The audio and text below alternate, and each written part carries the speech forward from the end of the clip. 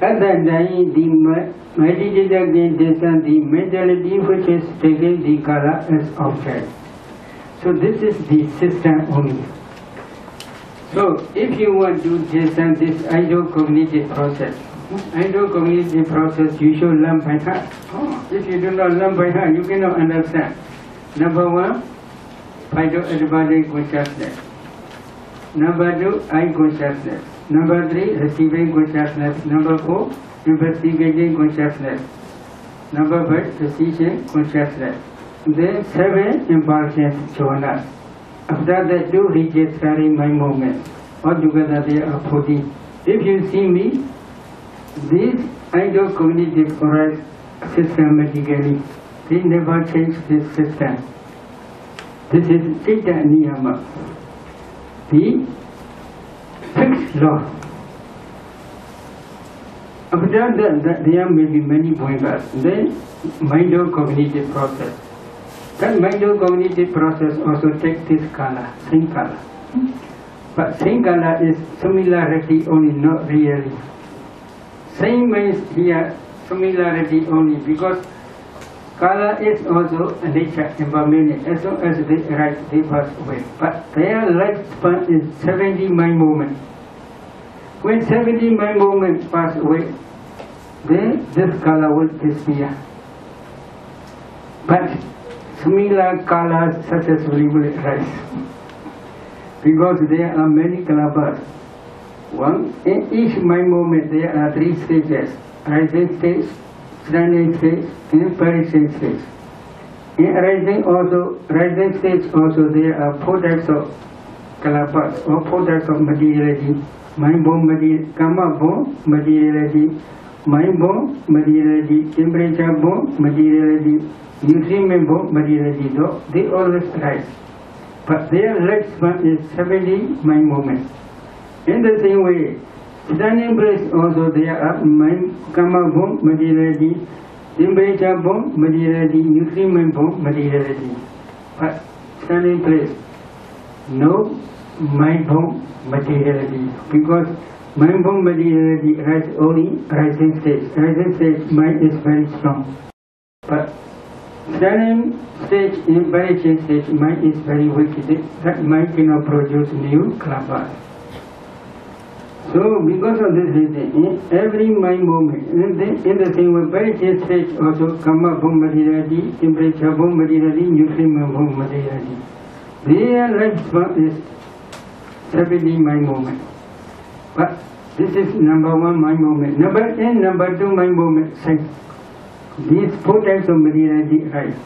Then number 3 mind moment also sense. These 4 types of materiality rise. In every mind moment they rise in this way. So number 1 mind moment, materialities which rise together with number 1 mind moment, they will cease number 70 mind moment together. Then number 2 mind moment, they will cease number 18.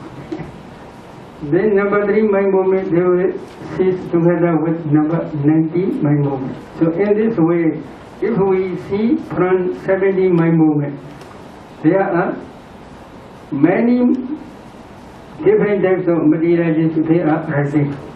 There are many different types of materialities, they are perishing. There are many different types of materialities, they are standing. So because of this reason, same color, although there are many pointers between 2 cognitive process, that same color, the mind-cognitive will realize that color. For example, if you want to design cognitive process, number 1, you should try to design a translucent element. Then you should try to design Poingat Mando.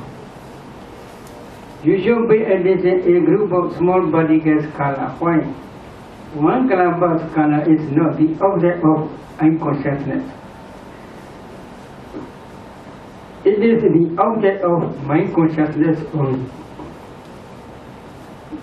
Mind consciousness rests dependent on your heart face. So unconsciousness cannot take this one kalabas color. Because of this reason, if you want to understand about I do cognitive process, you should try to take a group of small particles color. When color impinges both toes, that color impinges both toes simultaneously. At that time, I do cognitive arise according to sequentially. Then, according to sequence, when they arise, hydro-adaptive consciousness arises depending on your heart space. Eye consciousness arises depending on your eye translucent element here. Then receiving consciousness will arise here. Investigating, decision, 7 types of impulsion, to registering mind, and other mind movements, they will arise here. In the same way, mind-cognitive process. Mind-adaptive consciousness in 7 journals, 7 impulsions into registering mind, they also will arise here only. So here only one mind movement. Here a lot of mind movement. If you want to understand eye consciousness with associated mental formations, there are 8. Consciousness, contact, feeling, perception, volition, life faculty, one-pointedness, life faculty, and attention altogether, there are 8 types. If you want to listen these 8 types, you must wait and see here only. If you see here, you cannot see. Because only just one mind movement. So, system is very important. But if you want to discern mentality, you do not understand what is eye transparency, eye translucency, what is Vega mind. Without understanding these 2 different doors, if you discern mentality, you cannot understand this cognitive process. Is it true? You may have been practiced different types of vipassana. Do you understand this cognitive process with associated mental formations in each mind movement? Do you understand? No. This is because they do not practice systematically according to Buddha's teaching. So if you want to understand this ultimate mentality, you should practice systematically according to Buddha's teaching. Okay? It should be similarly understood with the other 5 doors. In each mind movement, these mentalities contain only 4 mental aggregates: feeling, perception, formation, and consciousness. Therefore, in each mind movement, there are 5 aggregates together with materiality of base and object. Base here, base is in this case here, how many? 54 things. 6 types of kalabas. Here, 6 types of kalabas. They are materiality. The color also materiality. So, together with this materiality, they are all together in each mind movement 5 aggregates. 5 aggregates means, for example, here eye consciousness. This is the aggregate of consciousness. Among 7 universal mental factors which associate with eye consciousness, there is feeling. Feeling is feeling aggregate. There is perception. Perception is perception aggregate. The remaining mental formations 5. Volition, one-pointedness, life faculty, attention, manasikara. Then contact.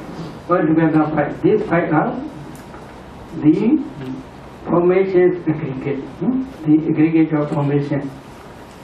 So altogether there are 5 aggregates in each mind movement. Every mind movement there are 5 aggregates, 5 aggregates, 5 aggregates.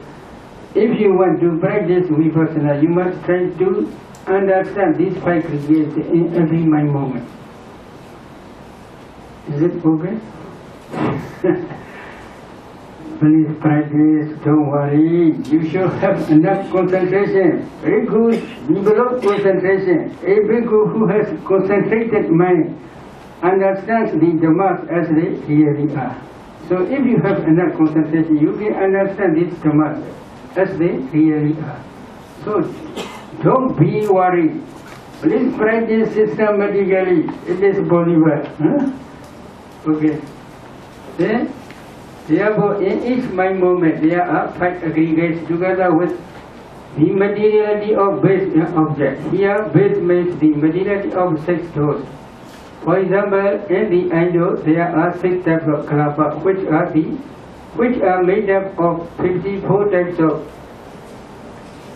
as mentioned above, 54 types of materiality. The object is kala. The mentality in every mind moment arises solely dependent on its own base. Without base, it can never arise in the sense sphere world. While practicing vipassana, the meditator must contemplate the mentality of sense sphere, which takes 6 types of material objects as impermanence, suffering, or non-self.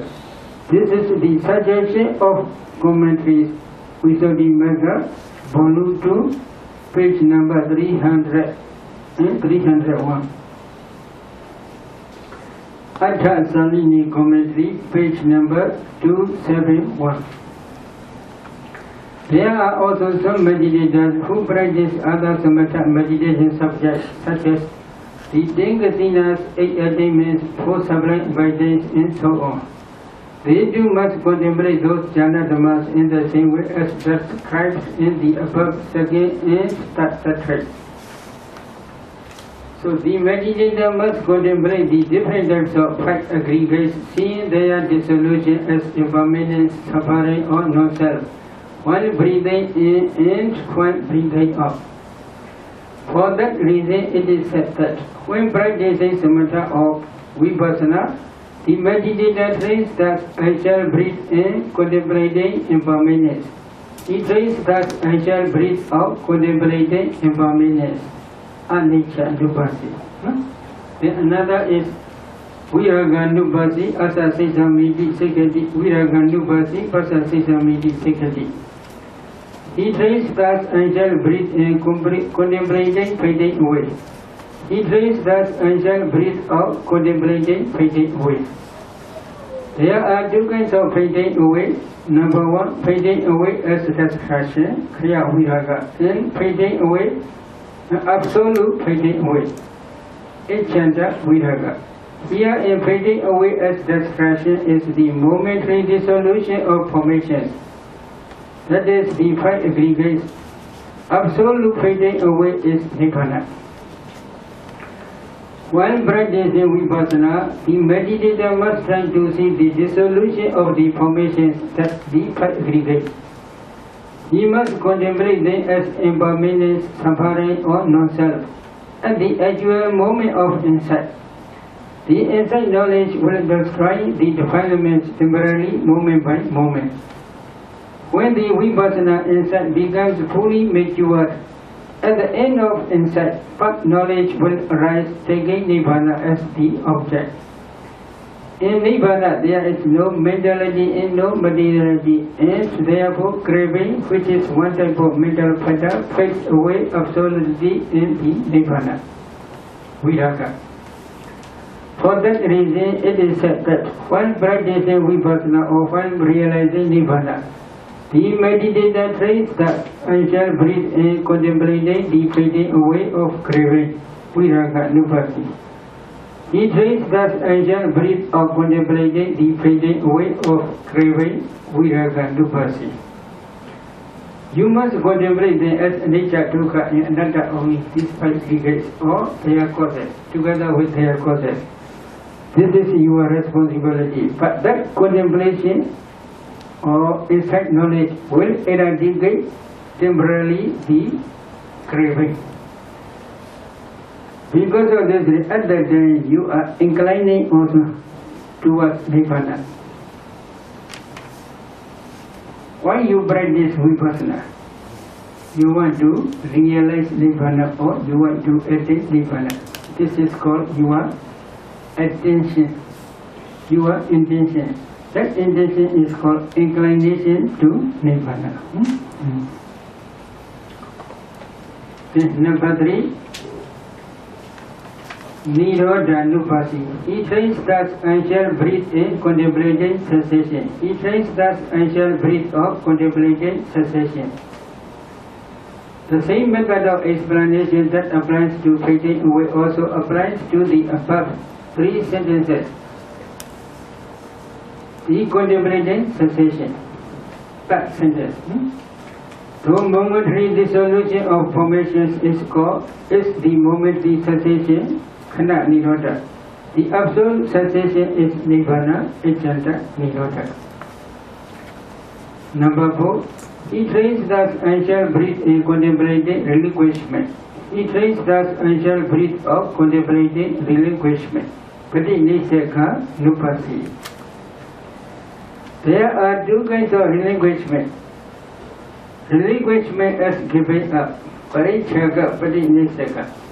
Relinquishment as entering into hoseka patiniseka.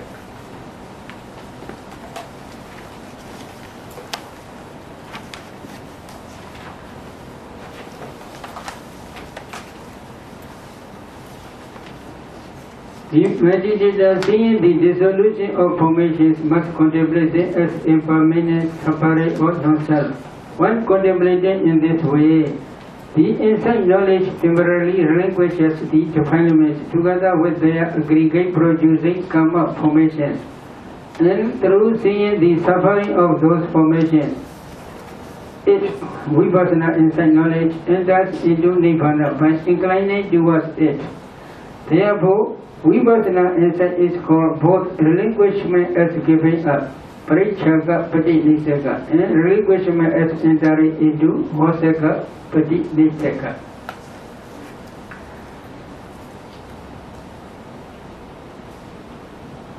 The meaning is maybe deep, but I want to explain again. One contemplating these formations. What are formations? 5 aggregates. What are 5 aggregates? 11 types of 5 aggregates. So only present, past, 5 aggregates, present, 5 aggregates, future, 5 aggregates, internal, 5 aggregates, external, 5 aggregates, gross, 5 aggregates, subtle, 5 aggregates, inferior, 5 aggregates, superior, 5 aggregates, far, 5 aggregates, near, 5 aggregates, altogether 11.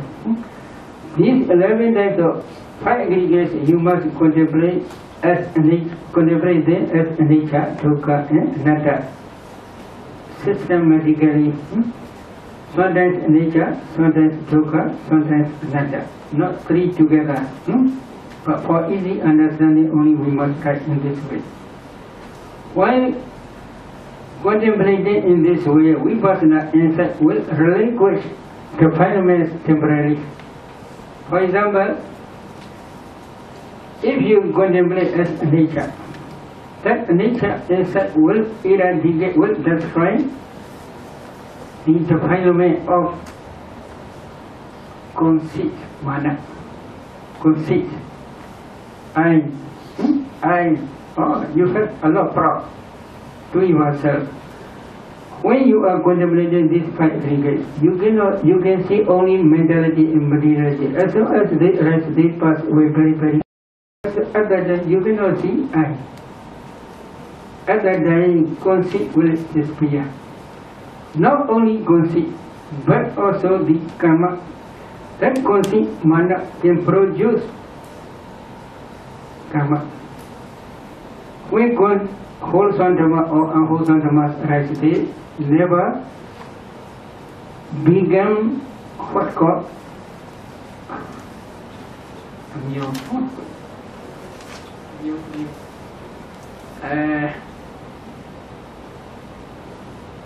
they always can produce their own result. Usually they have the power to produce their own result. But one practice in vipassana, that vipassana insight, you may see that conceit, but that conceit cannot produce new existence. No power because of the insight knowledge.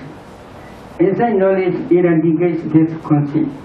Because of the reason that conceit has no power to produce future existence. So this is here aggregate producing karma formation. This concept also aggregate producing karma formation. It has the power to produce new existence. When you contemplate this mana concept as anicca dukkha anatta, that mana cannot produce new existence. This is the meaning. In the same way, if you can contemplate those five aggregates as suffering dukkha, then that contemplation will relinquish negative attachment. If you see these five aggregates, they are always oppressed to you by rising in passing way. At that time, if you see this oppressing nature, then you have no much attachment to these five aggregates, temporary. And then that attachment also has the power to produce new existence. But because of what Vipassana inside is contemplating these formations or these five aggregates as suffering, because of this insight, that attachment has no power to produce new five aggregates, new conditions. So it also relinquishes. In the same way, if you contemplate these five aggregates as anatta, non-self, at that time, such type of contemplation also relinquishes the perception of atta, wrong view. At that time, you will not see atta. Because of this reason, you contemplate these formations as anatta. That anatta insight knowledge can relinquish that wrong view deity. But if you contemplate this deity as nature, dukkha, and anatta, that deity also can produce new future existence. But because of the power of this insight, that wrong view cannot produce new future existence. Temporarily, while practicing Vipassana, this conceit, this craving, this wrong view may arise occasionally. But you contemplate them as anicca, dukkha, anatta. Because of this reason, they have no power to produce new future existence. Why you must contemplate these unwholesome dhammas as anicca, dukkha, anatta? Many people, they have such strong attachment there also. These unwholesome dhammas. For example, I am very greedy.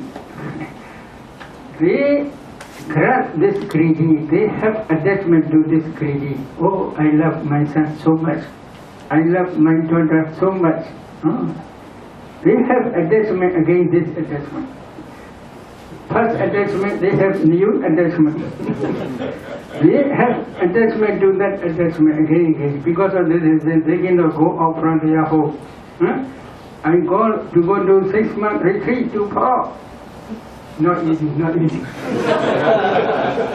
Because of this attachment, so but you must contemplate it as anicca, dukkha, anatta. If you can contemplate this attachment, then that attachment has no power to produce new future existence. Is it good? Very good. See? Number 2, deeper knowledge is also called both relinquishment as giving up, paricchaka, patinissaka, and relinquishment as entering into vosaka, patinissaka. When deeper knowledge realizes nibbana, it gives up or destroys the defilements with their aggregate producing karma formations by cutting them off, and it enters into nibbana by making it its object. What is the meaning? At the end of your mature Vipassana insight, path knowledge, intrusion knowledge will arise. Path knowledge realize nibbana. Taking nibbana as object, path knowledge arises. Because of this reason, at that time, with the assistance of the power of nibbana, path knowledge destroying the defilement stage by stage. The path knowledge will eradicate the defilement stage by stage. When you become arhat, all defilements will disappear. all the five cease completely without remainder. They will never arise again. At that day, your karma has no power. That karma means before Arhat stage, you had already accumulated many wholesome and unwholesome karmas. They have the power to produce new future existence. But when you became Arhat, they have no power to produce new future existence. Because of this reason, ignorance, craving, clinging, volitional formations and karma cease completely without remainder. When you realize Nibbana with Arhat Path, fruition knowledge. Because of the power of Arhat Path, all wholesome and unwholesome karmas have no power to produce new existence. In the same way, when you become Sotapanna, Srimana, your path knowledge also will satisfy Sakaya Deity, person identity view or personality view. And Vicikiccha, skepticism, doubt,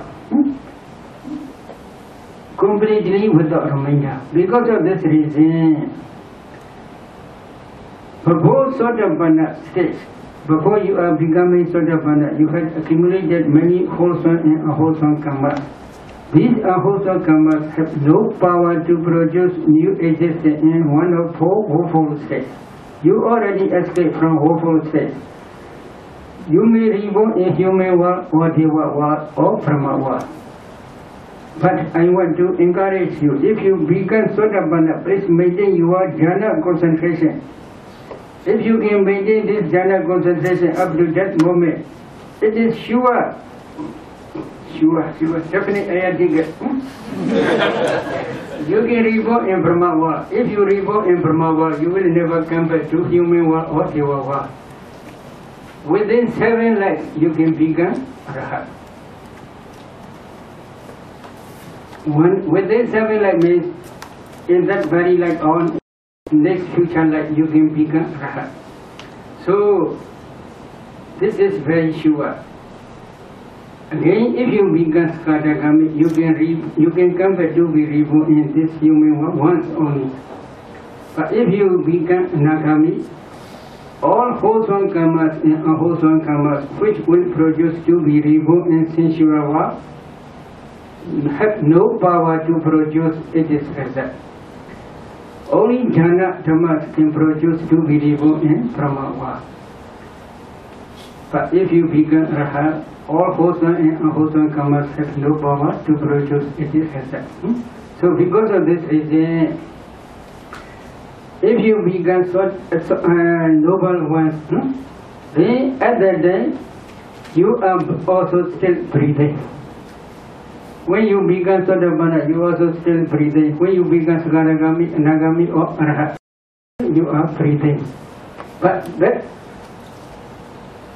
at that time, both insight and path knowledge are called contemplation and vipassana.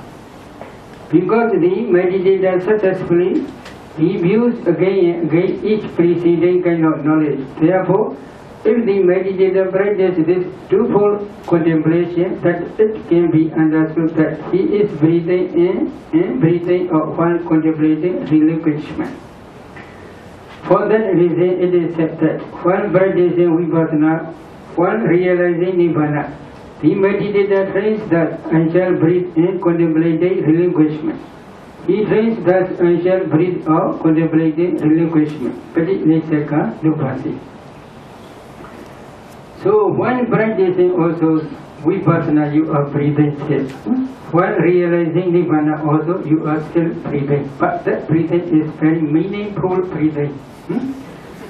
So according to Buddha's teaching, if you can breathe systematically, you can become Sotapanna, you can become Sakadagami, you can become Nagami, you can become Arhat.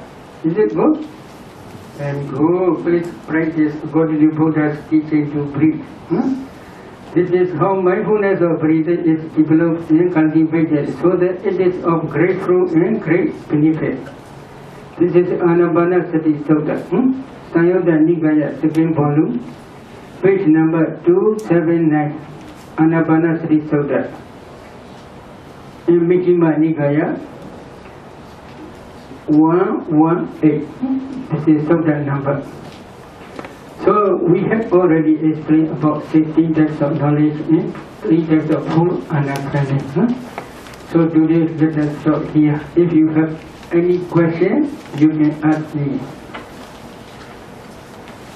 I was curious about the past life, how contemplation of past life on the teachers of the Buddha, the contemplation.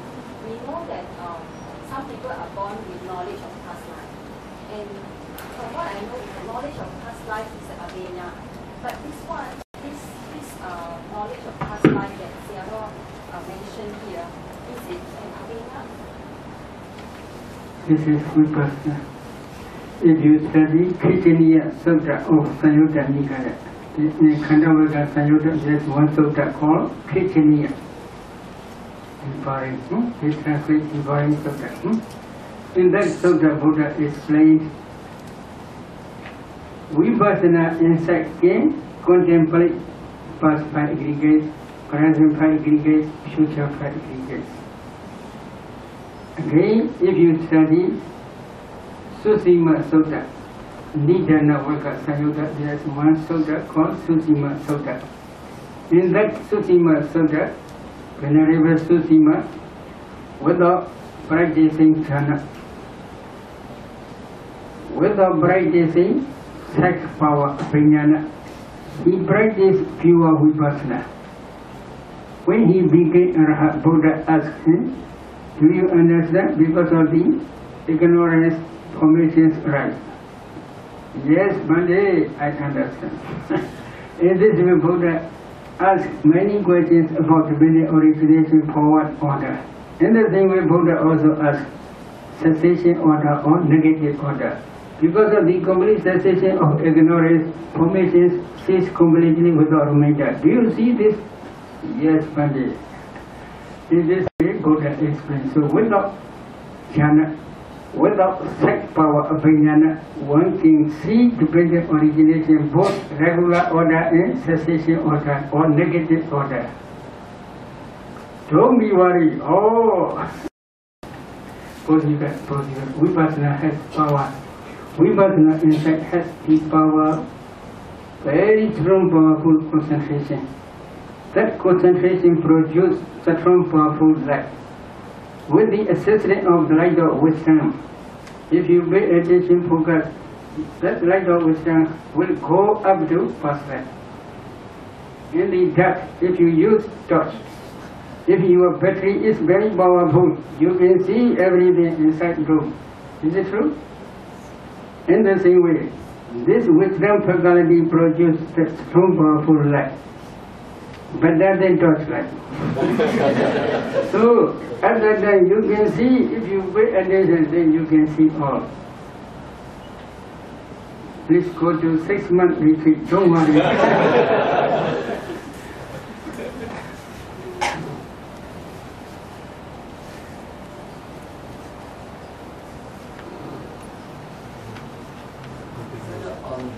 On the part that when you explain about the insight knowledge, how temporarily relinquish the defilement, you mentioned about that how the strong power of insight knowledge make our wrong view attachment and mana defilement that cannot produce a karma.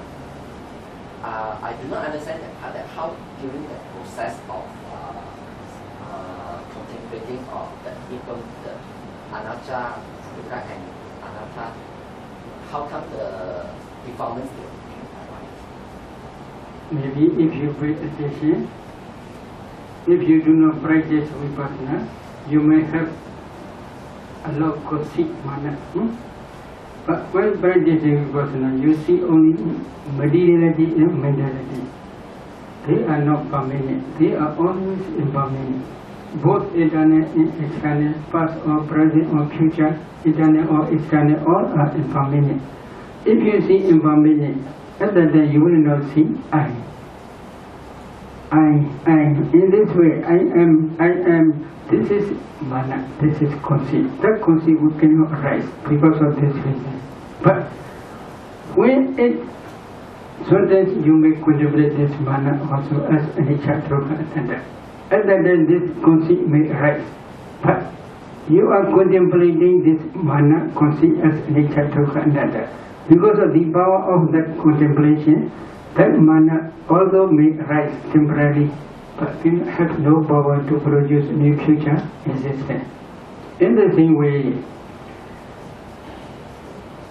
if you contemplate other mental formations such as mentality and materiality, all, in the same way, if you practice, if you contemplate it as nature, impermanent, and then you see impermanent nature, such type of contemplation also can relinquish defilements temporarily. When they relinquish defilements, not only defilements but also these defilements have the power to produce new future existence.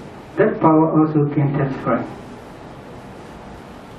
Sayadaw, for vipassana, meditator needs to penetrate suffering, impermanent, and non-self.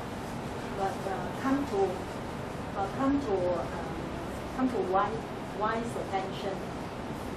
As this afternoon you explained, needs to add one more is asoba. So what's the reason to add in this for wise attention? She is very beautiful, my wife is very beautiful, my heart is very beautiful. To remove such type of perception, Buddha also teaches, they are not beautiful. Why? When you see this materiality and mentality, that materiality, please pay attention inside, especially. They have very sweet smell or bad smell. How do you think? Sweet smell or bad smell? Yes, they are repulsive. This repulsive nature is called asubha. They are very ugly. This is one. Another is jara. They have the nature of decay. Do you understand? They have the nature of perishing. Is it good or not? They are repulsive. If they are permanent, it is okay, very good. But they are not permanent. They have the nature of birth. They have the nature of decay. They have the nature of death. Is it subha? This is also asubha. So when contemplating these formations as nature, dukkha, and anatta, Buddha also teaches to contemplate them as asubha. In the same way, one contemplating mentality, some mentalities, especially unwholesome mentalities, lobha, dosa, moha, greed, hatred, conceit, jealousy, envy, etc., they are reversible. Why? They can produce a happy mind. They can produce to be reborn in hopeful state. They have the power to produce to be reborn in hopeful state. So they are beautiful or not? They are not beautiful, they are repulsive. So you must contemplate them as nature, dukkha, anatta, and asubha. In the same way, some wholesome dhammas. Depending on some wholesome dhammas, you may have a lot of pride. I get over, taking over. I get serve my mother, my father. They never serve their mother and father. They put like jail in hospital. So if you such depending on your wholesome karma, you have a lot of pride, you have a lot of attachment. Such type of wholesome dhammas also repulsive because they can produce new existence. Depending on wholesome karma, you may wish, maybe you may offer some robes to the bhikkhu. On offering this sivra, you may wish for realization of nibbana. But before realization of Nibbana, I may become beautiful man or beautiful woman, such as you may wish. Such type of wholesome karma can produce new future existence. Is it good? No good, so they are reversible. Asubha.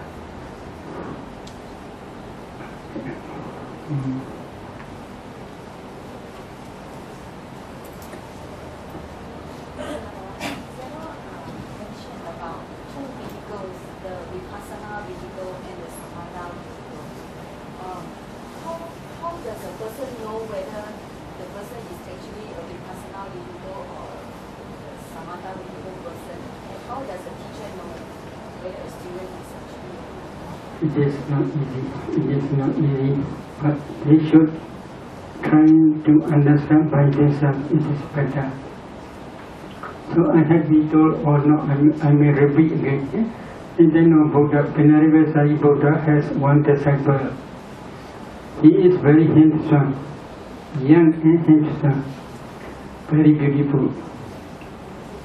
Venerable Sayadaw thought, such type of person may have less full temperament, may have strong, powerful attachment to their own body. See mirror frequently. Make it here different color. So they have strong attachment. This is his thought. Because of that, he gave repulsive meditation, asubha meditation. But the meditator, he don't want to see this repulsive thing. So within 3 months, range retreat, he practiced diligently, but he cannot attain any achievement. Then Venerable Sayadaw carried his disciple after Hosa to the Buddha, to pay respect to the Buddha. And then Venerable Sayadaw informed to the Buddha the situation of his disciple. Then Buddha says, "Oh, Sayadaw, please leave your disciple here. Then in the evening you will see your disciple become Rahat." Why? Buddha understands his temperament. Latent characteristic, his characteristic, previous characteristic. Successfully in previous life he became goldsmith. He always see beautiful things only. He don't want to see ugly ones. This is his temperament. Buddha understands, can read this temperament. Venerable Sayadaw cannot read this temperament. If Venerable Sayadaw cannot read, we also. You also cannot read. So, but Buddha gave red color Brahma lotus flower, very big, like bullock wheel, chariot wheel, very big. Then gave this flower, Buddha create with his power, and then gave this flower to that bhikkhu. Please go to the corner of Jetavana monastery. Please meditate there, red kasina. When he saw this very beautiful lotus flower, his mind became very happy. He wanted to see this one. So, very soon he attained up to 4th jhana, depending on this red color kasina circle. At that time, Buddha set his rays and then tried to go to Vipassana. Then he practiced Vipassana systematically. How? He understood Venerable Sayadaw teaching how to practice Vipassana systematically within 3 months.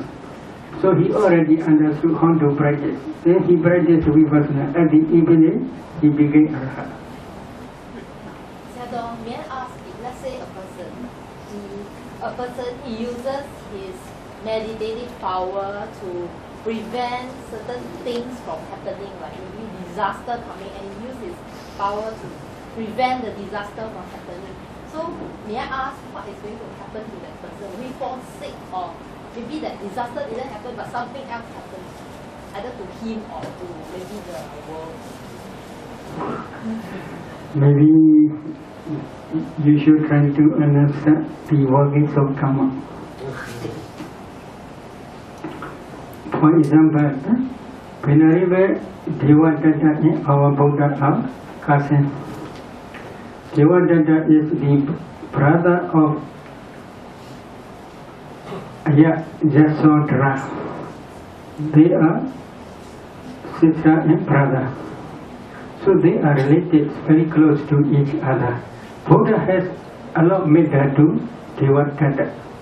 But because of his unwholesome karma, he was sure to be swallowed inside the earth. Buddha can do nothing. When he is sick, blood is coming out from his mouth. Buddha can do nothing. Buddha has the allowed metta, allowed karuna, allowed mudita, allowed upekha. These four sublime bodies cannot cure his disease. He cannot also save not to go down into the hell. So, depending on his karma, he must suffer his own suffering. In the same way, nowadays there are many patients. Depending on their karma, this bad feelings he must feel. We can do nothing, but we can help them to give suitable medicine, etc. only. But he may be cured or he may be not cured, it depends on his own karma. Sometimes we can do nothing. Sayadaw, can I understand karma as a kind of power to produce existence again and again? And because our meditation can establish a kind of ability for meditator that enables to stop this kind of power. After that, it's Maybe Nibbana is, there are two types. Metaphorically, that cessation state is also called Nibbana. Metaphorically, actually is there Asangata Dhatu. This is supramundane Nibbana. That cessation state, the complete cessation of aggregates, the complete cessation of karma. Ignorance, craving, clinging, original formations and karma. Such type of complete cessation without remainder is the object of vipassana only, especially Uddiyabhya Jnana. But unformed element Asangata Dhatu, this is supramundane Nibbana. That supramundane Nibbana is the object of partly fruition knowledge. That is also supramundane consciousness. So they are two different things. Vipassana insight can see this complete cessation of five aggregates as well as complete cessation of five causes. So this is, in other words, they are result only. Result means because of the power of Arhampa as well as the power of Nibbana. These two types of complete cessation. Two types means the complete cessation of ignorance, craving, clinging, original formations and karma. This is one type. Then another type is complete cessation of five aggregates. This is also another type of complete cessation. But the complete cessation of the filaments is called parinibbana, sa-upadisesa nibbana. In other words, they are also called kilesa parinibbana. This is the object of vipassana only. Then complete cessation of five aggregates, this is final cessation, parinibbana. This is also called anubhadisesa nibbana. They translate in different ways. Anubhadisesa nibbana means complete cessation of five aggregates only. And then, in other words, they are also called khanda parinibbana. Complete cessation of five aggregates only. So this is also the object of vipassana. But that complete sensation appears when meditator realize Nibbana by 4 types of path knowledge and 4 types of process knowledge. So that Nibbana is another one. This is Subramanic Nibbana. Can I please clarify something? The other day, Sayadaw mentioned that for a person who practice jhana, when they move from first jhana to second jhana, they have to analyze the jhana factors. And they get out of jhana and they analyze the jhana factors. And Sayadaw mentioned that the concentration level at that time is excess concentration. And Sayadaw also mentioned the word similar to vipassana. But today, Sayadaw explained about the doing vipassana using this kanika samadhi. So I'm a little bit confused. Is it that for movement from first jhana to second jhana to third jhana, the concentration that is used to analyze the factors is excess concentration, but the concentration that is used to do vipassana is kanika samadhi. Is that correct? No excess concentration, this is also momentary kanika. But metaphorically, they call this is also excess concentration. Metaphorically only. Metaphorically means when they practice 4 elements meditation, 4 element meditation systematically, one day they may see kalapa, sub-element particles. If they can analyze those kalapas, they can see 4 elements in each kalapa. Such type of knowledge is also called excess concentration. This is metaphorically only, not real excess concentration. Why? 4 elements meditation cannot produce to attain jhana. So, the concentration actually close to the jhana, that concentration is excess concentration. But there is no jhana. We cannot say excess concentration. Actually, this is kanika samadhi, momentary concentration only. However, there is real excess concentration close to jhana. That concentration in this 4 elements meditation concentration, they are similar to each other. Because of that similarity, they are also called excess concentration only. In the same way, while you are reviewing 2 disadvantages, not analyzing when practicing samatha, reviewing 2 disadvantages as well as 1 advantage. At the time, such type of knowledge is called, we call picture vakana, reviewing knowledge only, not concentration. But that reviewing knowledge is a little bit similar to vipassana in this way. Iyame punya aswakya mahahodu Iyame punya nibbana sa patsyo hodu Iyame punya sabha sadhana Pajema Tesabe Mesama Punya